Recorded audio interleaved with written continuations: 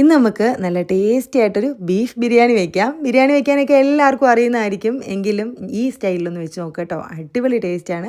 ഞാൻ വാഴയിലയിൽ പൊതിഞ്ഞ് വെച്ചിട്ടൊക്കെയാണ് കഴിച്ചത്. അതും അടിപൊളിയായിരുന്നു. അപ്പോൾ എങ്ങനെയാണ് ബിരിയാണി വയ്ക്കുന്നതെന്ന് നോക്കാം. ആദ്യം നമുക്ക് ബീഫ് വേണം അല്ലേ? അപ്പോൾ ഞങ്ങൾ ലുലുവിൽ പോയി ബീഫ് കണ്ടപ്പോഴാണ് ഓർത്തത് ഇന്ന് നമുക്ക് ബീഫ് ബിരിയാണി ആക്കിയാലോ എന്ന്. അങ്ങനെ ഞാൻ അവിടുന്ന് ബീഫൊക്കെ മേടിച്ചുകൊണ്ട് വന്നു. ബീഫ് നന്നായിട്ട് കഴുകി നമ്മൾ കുക്കറിലിട്ട് കൊടുത്തിട്ടുണ്ട്. അതിലേക്ക് ബിരിയാണി മസാല, കുറച്ച് ഇഞ്ചി വെളുത്തുള്ളി പേസ്റ്റ്, മഞ്ഞൾപ്പൊടി, ഉപ്പ്, കറിവേപ്പിലയും കൂടി ഇട്ട് ബീഫ് ഒന്ന് വേവിച്ചെടുക്കാം. വെള്ളമൊന്നും ഒഴിക്കേണ്ട, ബീഫിൽ നിന്ന് തന്നെ വെള്ളം ഇറങ്ങി കിട്ടുവേ. ഇനി നമുക്ക് റൈസ് ഒന്ന് നമ്മൾ സോക്ക് ചെയ്യാനായിട്ട് വെക്കണം. ഒരു 20 മിനിറ്റെങ്കിലും സോക്ക് ചെയ്ത് കിട്ടണേ. ഞാൻ കൈമാ റൈസാണ് എടുത്തിട്ടുള്ളത്. നന്നായിട്ട് കഴുകി ഒന്ന് വെള്ളത്തിൽ കുതിരാനായിട്ട് ഇട്ടിട്ടുണ്ട്. ഇനി ഒരു പാൻ വെച്ച് അതിലേക്ക് ഓയിൽ ഒഴിച്ച് കൊടുത്തു.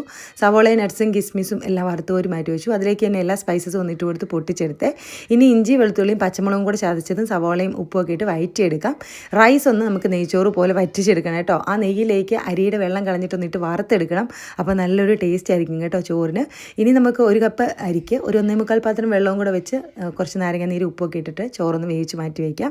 ഇനി നമ്മുടെ സവാള വാടി കിട്ടിയപ്പോൾ അതിലേക്ക് കുരുമുളക് പൊടി, മഞ്ഞൾപ്പൊടിയും ബിരിയാണി മസാലയും ഇട്ട് കൊടുത്തു. ഇനി ഇതിലേക്ക് കുറച്ച് തക്കാളി അരിഞ്ഞിട്ട് കൊടുത്തു. മല്ലിയിലയും പുതിനയിലയും കട്ട് ചെയ്തതും തൈരും ഒക്കെ ഇട്ട് കൊടുത്തിട്ടുണ്ട്. ഇനി നമുക്ക് ഇതിലേക്ക് ബീഫ് വേവിച്ച് വെള്ളത്തോട് കൂടി ഇട്ട് കൊടുക്കാം. വെള്ളം ഒന്ന് വറ്റിച്ചെടുക്കണേ.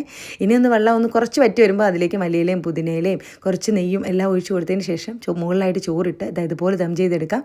കളറിനായിട്ട് കുറച്ച് പാലിലും മഞ്ഞൾ കലക്കിയതാണ് ഒഴിച്ച് കൊടുത്തത്. ഇനി ഒരു 20 മിനിറ്റ് ദം ചെയ്തെടുത്താൽ മതി കേട്ടോ.